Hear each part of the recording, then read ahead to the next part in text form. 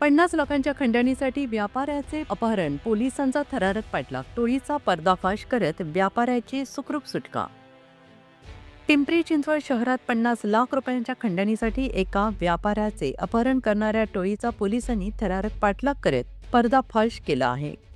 गुन्हे शाखेच्या खंडणी विरोधी पथक, गुंडाविरोधी पथक आणि काळेवाडी पोलिसांच्या संयुक्त कारवाईत अपहृत व्यापाऱ्याची सुखरूप सुटका करण्यात आली असून या प्रकरणातील 5 आरोपींना अटक करण्यात आली आहे.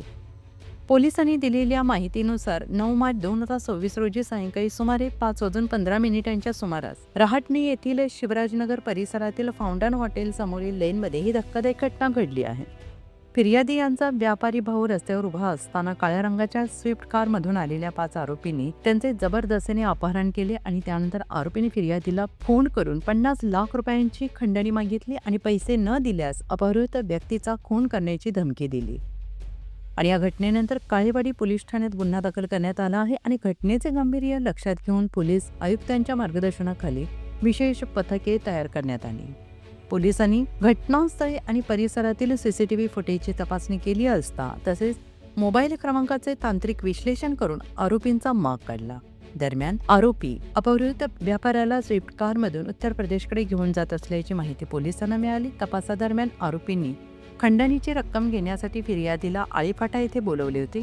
पोलिसांनी तात्काळ सापळारचा संगमनेर टोलनाक्यावर कारवाई केली आणि 5 आरोपींना अटक केली. आरोपींकडून 2 देशी बनावटीचे पिस्तूल, 6 जिवंत काडतुसे, 5 मोबाईल फोन आणि सुमारे 7 लाख रुपये किमतीचे घड्याळ आणि स्विफ्ट कार असा एकूण 18,28,000 रुपयांचा मुद्देमाल जप्त करण्यात आला.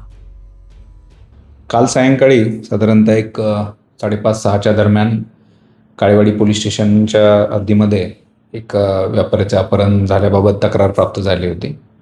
तर त्यानुसार जे अपहृत व्यक्ती होते त्यांचे बंधूंनी ती तक्रार दिली आणि त्याच्यामध्ये जे किडनॅपर आहेत ज्यांनी किडनॅप केलं त्यांनी 50 लाखाची डिमांड त्यांच्याकडे केली होती. हे सगळं कम्युनिकेशन जे आहेत जे किडनॅप झाले होते त्यांच्या मोबाईलवरूनच करण्यात येत होता. आणि या सगळ्या गोष्टींची तक्रार प्राप्त झाल्यानंतर आपल्या काळेवाडी पोलीस स्टेशन, गुन्हे शाखा आणि लोकल युनिट्स या सर्वांचे असे वेगवेगळे 7 ते 8 पथकं माननीय पोलीस आयुक्त श्री विनयकुमार चौबे सर यांच्या मार्गदर्शनाखाली तयार करण्यात आले आणि सर्व संपूर्ण ज्या टीम्स आहेत त्या विक्टीमला सुखरूपपणे परत आणण्याकरता आपण प्रयत्न करत होतो. या दरम्यानच्या काळात आपलं तांत्रिक विश्लेषणाच्या आधारे ते नाशिककडे जात आहेत अशी माहिती प्राप्त झाल्याने आपण पोलीस अधीक्षक अहिल्यानगर श्री सोमनाथ गार्गे सर यांच्याशी मान्य पोलीस आयुक्त साहेबांनी संपर्क करून मदत मिळण्यासाठी विनंती केली आणि त्याप्रमाणे जे SDPO आहेत संगमनेरचे डॉक्टर कुणाल सोनवणे त्यांनी त्या ठिकाणी ट्रॅप लावला आणि ही सगळी ग्राउंड लेवलचं इन्व्हेस्टिगेशन आणि नगर पोलिसांच्या कोऑर्डिनेशनमुळे आपल्याला संगमनेर येथील टोल नाक्यावरती आपण हे 5 आरोपी पकडण्यामध्ये यशस्वी झालो. त्यानंतर आमची जे खंडणीविरोधी पथकाची जी टीम आहे त्यांनी जो हे आरोपी अटक करण्यामध्ये पूर्ण संगमनेर पोलिसांच्या टचमध्ये होते आणि जे व्हिक्टीम आहेत व्हिक्टीम यांना आरोपींनी त्यांना सर्व सुगावं लागल्यानंतर चन्नापुरी घाटाच्या इथे सोडून दिलं होतं. तर आमचे जे गुंडाविरोधी पथकाचं संपूर्ण टीम आहे त्यांनी त्यांना सुखरूपरित्या ताब्यात घेतलं आणि त्यांच्या नातेवाईकांच्या ताब्यात देण्यात आलेलं होतं. सर, याच्या पाठीमागची मोडस ऑपरेंडी काय होती? याच्यामध्ये पैसे उकळण्यासाठीच हा गुन्हा केला गेला होता. यांच्याकडे काम करणारा जो कामगार आहे त्यांच्यामार्फत ही टीप देण्यात आली होती.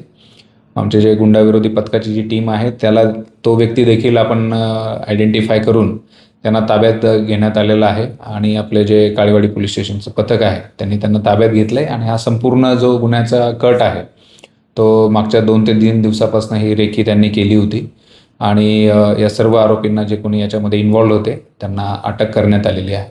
याच्यामध्ये एकूण आता 6 आरोपी करण्यात आलेले. 5 आरोपी आपल्याला प्रत्यक्ष मिळाले. त्यांच्याकडे 2 पिस्टल, काही राऊंड्स आणि काही बाकी इतर साहित्य म्हणून असं जवळजवळ 17-18 लाख रुपयाचा मुद्देमाल याच्यामध्ये जप्त करण्यात आलेला आहे. आणि खंडणी घेण्यासाठी जे अपहरण करणे या संदर्भात पूर्ण त्यांच्या विरुद्ध गुन्हा दाखल करण्यात आलेला आहे. सर्व आरोपी जे आहेत ते उत्तर प्रदेश येथील राहणारे आहेत, ज्यांनी या ठिकाणी त्यांना टीप दिली होती या संदर्भात. ती व्यक्तीसुद्धा यांच्या परिचयाची आणि ती देखील उत्तर प्रदेश येथील राहणारी आहे. सर, याच्यामध्ये जे आरोपी अटक झाले त्यांच्या विरुद्ध याचे पहिलेही काही गुन्हे दाखल आहेत का? आता ही संपूर्ण माहिती जी आहे आपण CCTNSवरनं घेत आहोत. एका आरोपी विरुद्ध गँगस्टर ॲक्टनुसार उत्तर प्रदेश येथे गुन्हा दाखल असल्याचे प्रथमदर्शनी दिसून आलेले आहेत. सर्व डिटेल्स जे आहेत त्यांचे आता पुढील तपासादरम्यान आपण करणार आहोत. सर, त्यांचा नेमका उद्देश काय होता? पैसे काढण्याचा उद्देश काय? निश्चितच आतापर्यंतच्या तपासामध्ये जो त्यांचा उद्देश होता पैसे काढण्याचा हाच त्यांचा उद्देश होता. आरोपीच्या UPI वरनं त्यांनी जवळजवळ 60,000 रुपये ट्रान्सफर करून घेतलेले आहेत. त्या संदर्भात देखील तपास चालू आहे.